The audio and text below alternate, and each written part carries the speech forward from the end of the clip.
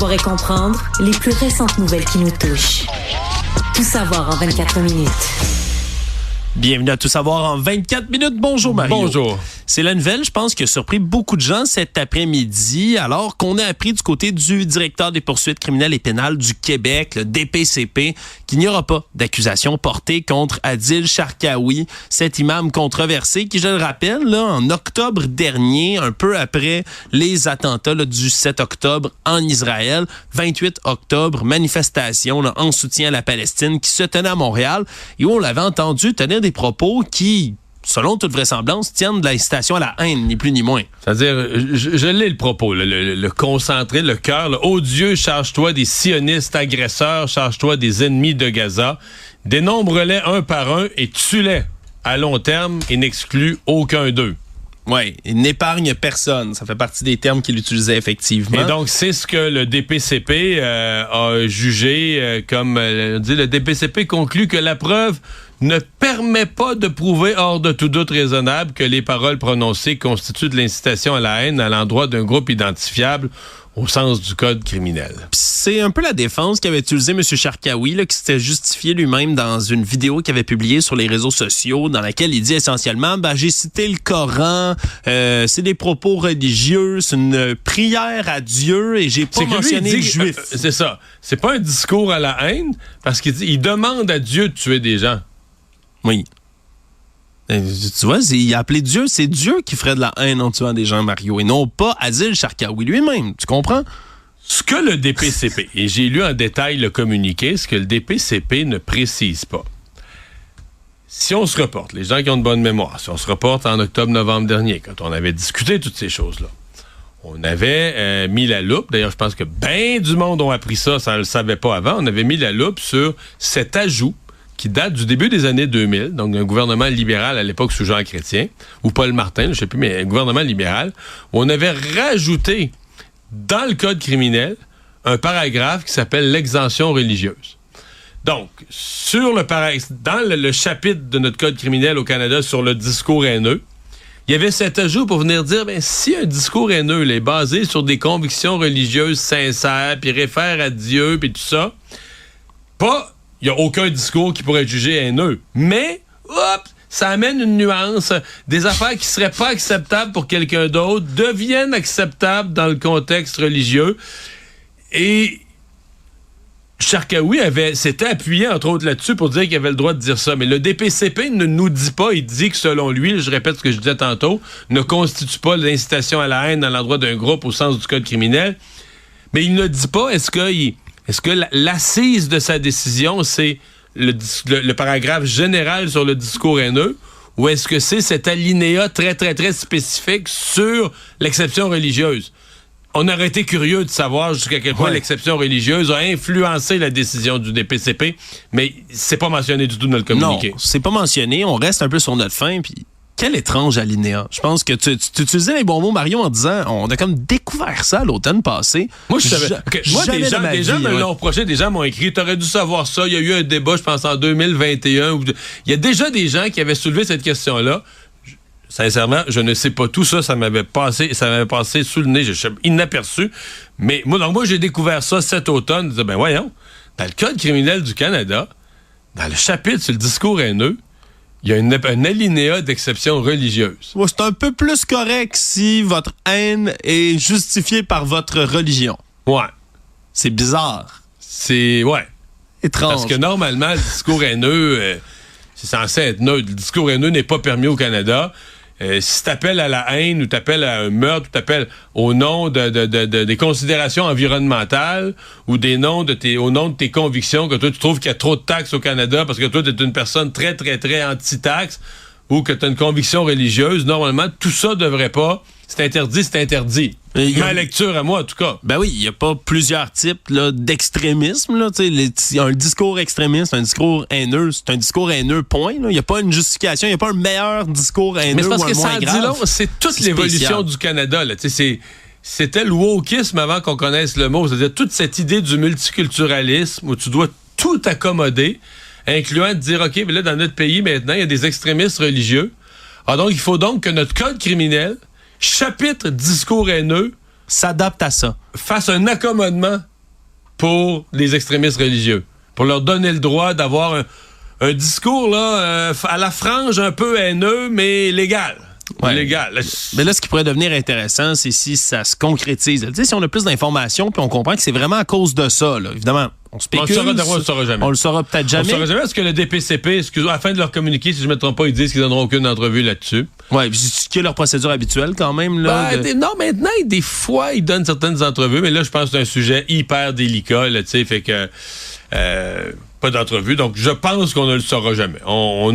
Il faut se contenter de la phrase générale. Le DPCP conclut que il nous rappelle que le communiqué nous explique c'est quoi le rôle du DPCP. Ils doivent décider est-ce qu'ils ont la matière nécessaire pour être convaincus qu'une condamnation au criminel est possible ou est probable, en fait. Et là, ils disent la preuve ne permet pas de prouver hors de tout doute raisonnable que les paroles prononcées constituent de l'incitation à la haine au sens du code criminel. Donc voilà. Ce que je note aussi autour de ça, c'est que ça risque pas d'aider dans ce qui se passe comme climat de tension en ce moment. Là, ça se passe relativement bien à Montréal. Il y a beau avoir des campements, il y a pas eu d'affrontement, pas de violence dans les dernières semaines, les derniers mois. Plus tranquille, c'est vrai. Charkaoui, probablement, lui, se sentant un peu menacé quand même par ses tenues plus tranquilles. Mais juste une dernière remarque sur le délai, parce que je veux pas être cynique. Je sais que le DPCP a un rôle important puis pas toujours facile, mais mettons, tu peux-tu étudier 3 phrases pendant 4 mois? C'est beaucoup de mois. C'est plus de mois que de phrases. Tu peux-tu étudier 3 phrases pendant 4 mois? C'est un petit peu... Ou à un moment donné, est-ce qu'on se demande pas comme citoyen? Ouais. Il y a un bout où tu laisses passer du temps, point. Là, parce que pas compliqué. Plus ça fait longtemps, plus on oublie, plus c'est vieux, plus les propos. Qu'est-ce qu'il avait dit exactement? Je sais plus trop. Je me pose quand même la question. Est-ce qu'il y a un moment où tu dis on a juste laissé passer on avait déjà décidé qu'on ne porterait pas d'accusations, mais on laisse couler de l'eau en dessous des ponts, là, puis à un moment donné, on va sortir ça, là, il va faire plus beau, en tout cas. Peut-être pas, je sais pas. Peut-être qu'on a étudié sérieusement tous les alinéas, toute la jurisprudence, mais je trouve ça bien long. Actualité. L'autre dossier qui a fait beaucoup réagir parce que ça affecte presque tout le monde, sauf ceux qui ont des voitures électriques, désormais, le prix de l'essence. Pierre Fitzgibbon, ministre de l'Énergie et de l'Économie, qui s'était déjà penché sur le fameux prix de l'essence, avait mandaté même un expert. À Québec, c'est vraiment dans la ville de Québec. En fait, l'histoire est partie, puis on l'avait fait en entrevue ici à Cube, du député de Beauce-Sud. Samuel Poulain. C'est ça. Lui avait pris le mort aux dents, son monde était fâché chez eux, avait demandé ça, une étude sur le prix de l'essence en Beauce. Mais tu sais, la Beauce, c'est la grande région Québec, je te dis à Appalaches, qu'on appelle le grand Québec. Et des gens à Québec qui avaient dit oui, il a raison, lui là en Beauce, mais nous autres, tu sais, à Québec, on paye anormalement cher, on paye plus cher qu'à Montréal, malgré que les taxes sont supposées être moins élevées, puis tout ça. Et là, c'est Pierre Fitzgibbon qui avait dit, OK, on va faire une étude. J'en commande une étude sur le prix de l'essence à Québec. Et c'est le professeur Robert Clark qui s'était penché là-dessus, donc qui était devenu le mandataire du ministère de l'Économie, puis qui a rendu aujourd'hui son rapport de 111 pages là-dessus. Et lui, il recommande une chose qui, selon toute vraisemblance, c'est ce qui a été annoncé par M. Fitzgibbon aujourd'hui, va aller de l'avant, c'est-à-dire d'abolir le prix plancher de l'essence. Là. Donc, dans l'espoir de faire diminuer le coût du litre à la pompe. Parce qu'il existe, comme ça, depuis 1997, pour supposément protéger les petits joueurs du marché de l'essence. Le prix plancher avait été établi, si je ne me trompe pas, par le PQ à l'époque, parce que il y avait quelques géants qui voulaient tuer les petits indépendants. Et pour tuer les petits indépendants, ils vendaient l'essence à perte. Puis ils se disaient, nous, tu sais, mettons que t'es Petro-Canada ou Ultramar, tu peux vendre pendant 2-3 mois l'essence à perte. Puis si ça fait tomber des concurrents, je veux dire, tu vois, ton argent, tu vas le refaire en devenant un oligopole ou en ayant moins de concurrence. Tu vas refaire cet argent-là, puis toi, tu peux te permettre de le faire. Alors que le petit indépendant, lui, là, s'il perd de l'argent pendant 2-3 mois, il crève, il ferme boutique tout simplement. Ouais, obligé de mettre la clé sous la porte. Donc, c'est une tactique qu'on voulait éviter en 97. Mais là, on se comprend qu'aujourd'hui, il y en a de moins en moins de ces petits joueurs du marché de l'essence. Et de deux, on a surtout un problème qu'on paye l'essence vraiment cher. Donc, de mettre un plancher, OK, tu peux pas vendre en bas de tel prix. Bien plus de gens qui voudraient, de personnes qui voudraient avoir un plafond, là. Donc, on s'engage du côté de M. Fitzgibbon à déposer avant les vacances estivales, parce que c'est bien connu, là, c'est l'été, les vacances de la construction. Soudainement, le prix de l'essence explose là par pure coïncidence, je dirais certains.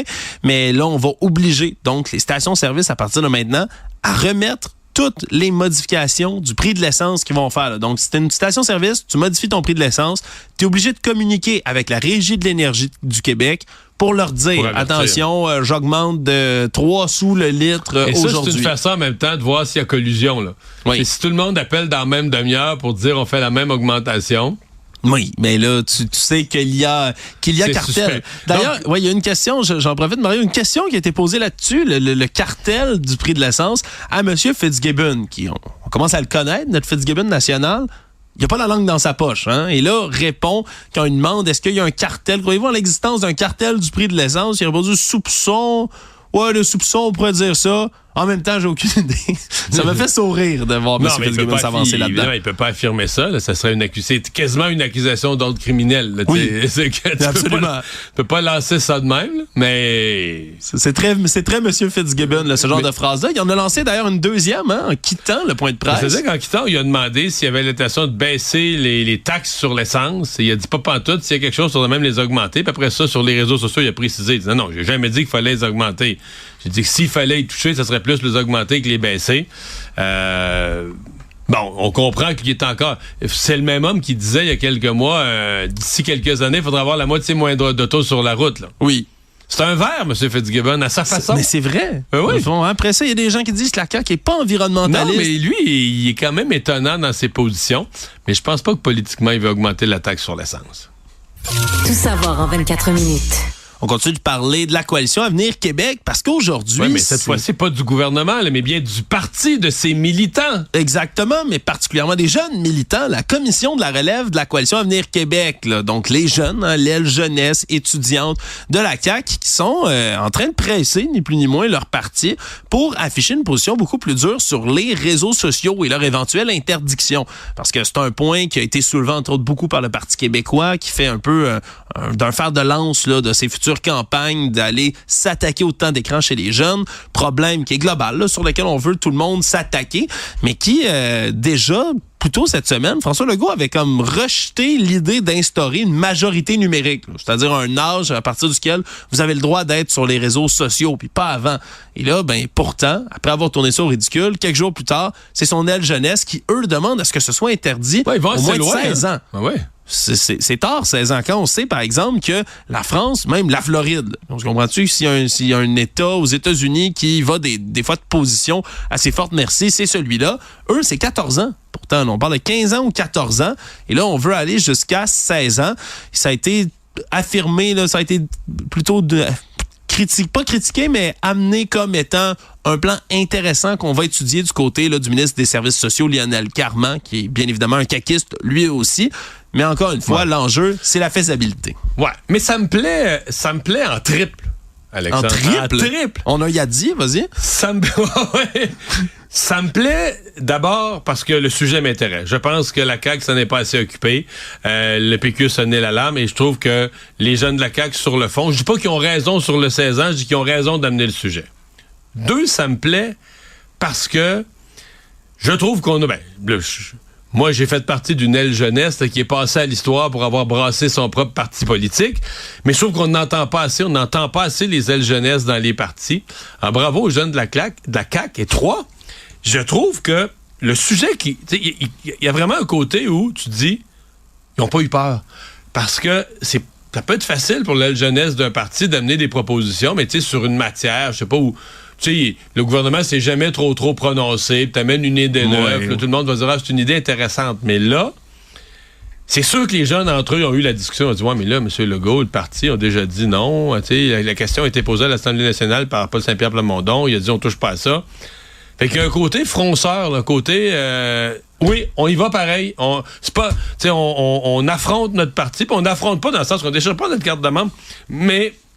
On se tient debout comme jeunes, on croit à notre affaire, puis c'est pas parce que le parti, pas parce que le sujet est délicat ou que le parti a déjà dit des choses qu'on ravale nos positions. Alors, c'est vraiment bon. C'est vraiment une excellente chose. Puis, je vais te dire une chose... ça va nous prendre du popcorn la fin de semaine du 25 mai, là. Ben oui, parce que là, ça va être c'est la même fin de semaine, t'as le Conseil national de Québec solidaire. Bon, on sait les enjeux, Gabriel Nadeau-Dubois, le grand virage de son parti, ça risque de brasser. Mais si les gens de la CAQ tiennent leur bout, Ça se peut que ça brasse là aussi, là, que les jeunes de la CAQ arrivent avec leur affaire, que ça plaise pas à tout le monde au Conseil des ministres, pour avoir aussi à la CAQ des débats animés. Oui. Grosse fin de semaine de politique en vue dans 10 jours. Puis qui d'autre que de mieux placé dans cette histoire-là que les jeunes eux-mêmes pour parler du temps d'écran chez les jeunes. Absolument. Je trouve ça super intéressant d'entendre ça aujourd'hui. Tout savoir en 24 minutes.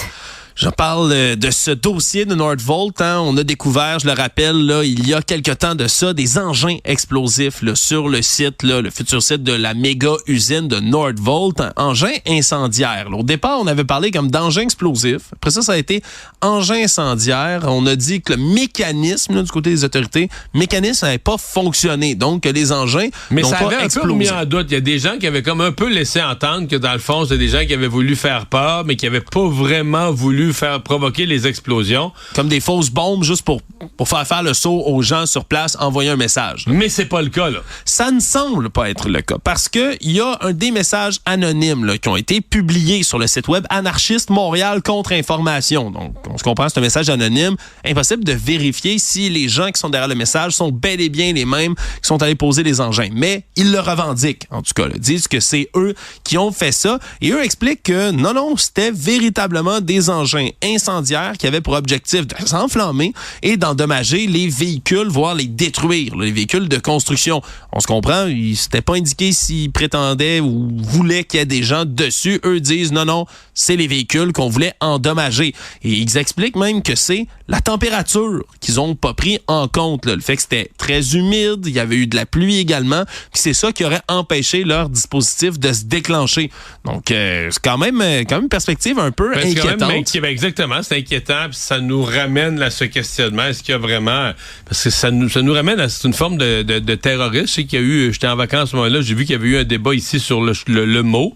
Ouais, éco-vandalisme versus éco-terrorisme, par exemple. C'est plus que du vandalisme. Là. Tu mets des bombes, des objets incendiaires sur des véhicules où il y a des êtres humains potentiellement. À mon avis, ça dépasse un peu le vandalisme que de briser des clôtures ou des choses comme ça. Là. Ils ont expliqué un peu leur motivation aussi, Mario. Je vais m'en passer parce que j'étais curieux particulièrement de savoir là, de toute la liste, puis jamais je condamne absolument tous les gestes violents comme ça qui se produisent, mais je veux dire, mettons dans la liste des usines ou des projets polluants dans le monde, mettons. À quel point tu veux t'attaquer, t'es un militant environnemental, puis en haut de ta liste, c'est Nordvolt, une usine de batterie pour des autos électriques. Ouais. Eux disent, tu vois, que c'est un gouvernement de Legault, gouvernement colonial, qui a des intérêts là-dedans, puis les véhicules électriques que la compagnie planifie équiper avec des batteries sont une fausse solution à la destruction environnementale. Bon. Ça mérite d'être clair. Le gouvernement, la première phrase, c'était le gouvernement Legault quoi? Le gouvernement de Legault, en parenthèse, comme tout autre gouvernement colonial, a politiquement intérêt à ce que le projet aide de l'avant. Oui, ils veulent que l'économie du Québec roule bien, la batterie, oui, c'est ça. Oui, puis il y a des actions là-dedans, mais c'est nous tous, là, c'est pas François Legault personnellement. L'actionnariat du gouvernement dans le projet, il nous appartient collectivement, incluant eux, là. Oui. Qu'ils le veuillent ou non. Tant et aussi longtemps qu'ils sont citoyens du Québec, il y a un petit bout de Nordvolt qui est à eux, on est actionnaires.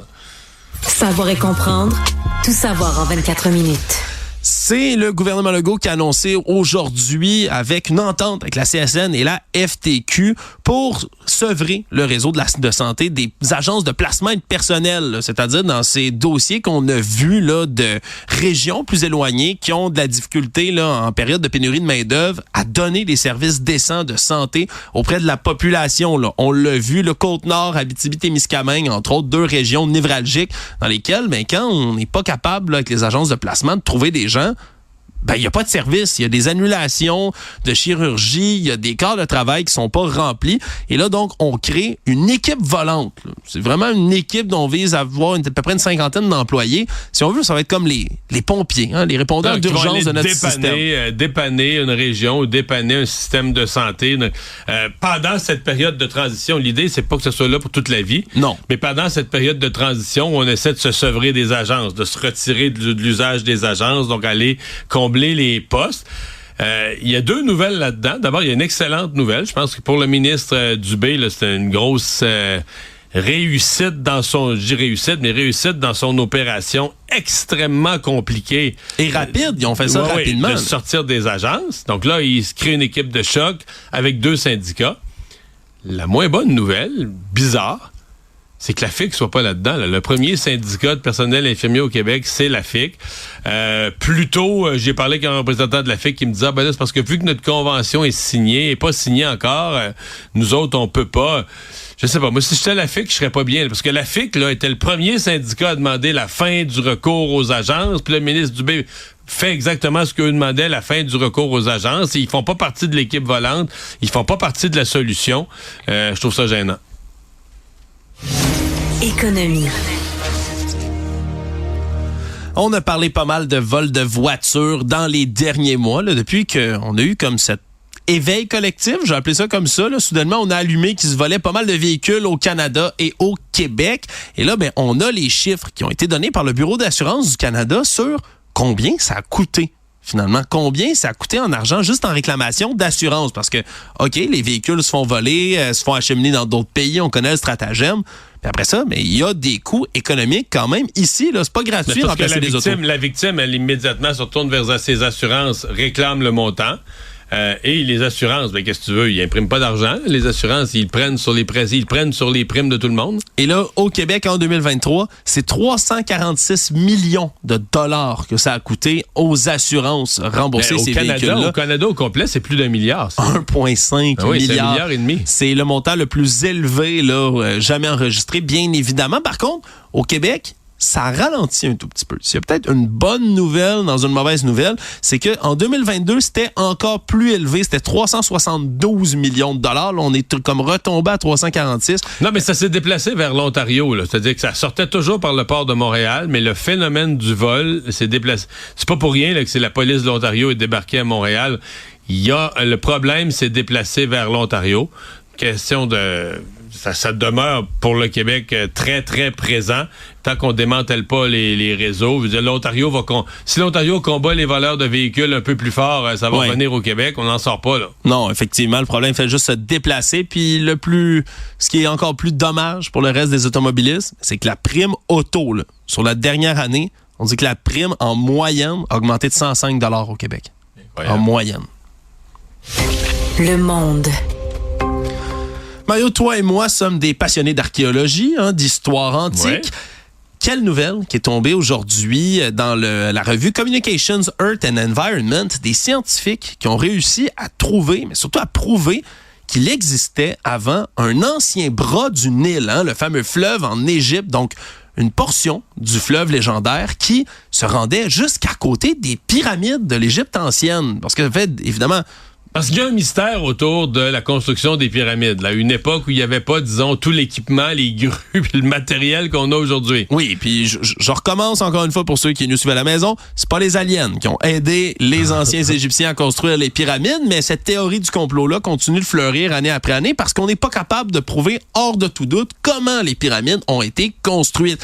Mais là, maintenant, on apprend que ce bras de rivière, là, donc qui se rendait jusque-là, baptisé Aramat, ce qui veut dire pyramide en arabe, était long de 64 km. Puis la disposition même des pyramides dans la vallée du Nil, là, les 31 pyramides qui se trouvent, là, entre autres avec évidemment Khéops, Képhren, Mykérinos, qui sont les plus grosses, ils ne sont pas placés là par hasard. Mais aujourd'hui, maintenant, oui, c'est un espèce d'endroit désertique, mais avant, il y avait ce très large bras de rivière qui se rendait sur place. Puis c'est ce qui explique que les pyramides ont été construites à ces endroits-là. C'était l'endroit le plus propice où on pouvait amener directement des matériaux. Évidemment, les blocs de pierre gigantesques qu'on amenait jusque-là, mais tout le reste des matériaux, la main-d'œuvre qui se rendait sur place pour construire les pyramides en question. On a trouvé ça grâce à de l'imagerie satellitaire radar, ce qui est assez intéressant, merci, ce qui permet d'aller voir sous les couches de sol, qu'est-ce qui subsiste en dessous. Donc, ça se cachait tout ça sous du sable, mais aussi sous des terres agricoles qui aujourd'hui existent par-dessus tout ça. Et maintenant, on a fait comme des fouilles en profondeur, sorties de la terre, puis on s'est rendu compte que c'est bel et bien vrai. Il y a déjà eu un bras du Nil à cet endroit-là. Donc, c'est quand même un pied de nez à tous les complotistes, tous les gens les sceptiques qui continuent à croire qu'il y aurait eu Ça demeure une prouesse. Mais il y a beaucoup de choses comme ça quand tu voyages, quand tu visites. des constructions, à la limite, le Colisée de Rome, là, avec l'eau qui passait, un système d'aqueduc interne qui amenait l'eau jusqu'au 3e étage. C'est pas, on se pense intelligent aujourd'hui, là. Et le monde était avec des moyens moindres, puis tout ça, mais le monde était brillant. Jadis aussi, résumer l'actualité en 24 minutes, c'est mission accomplie.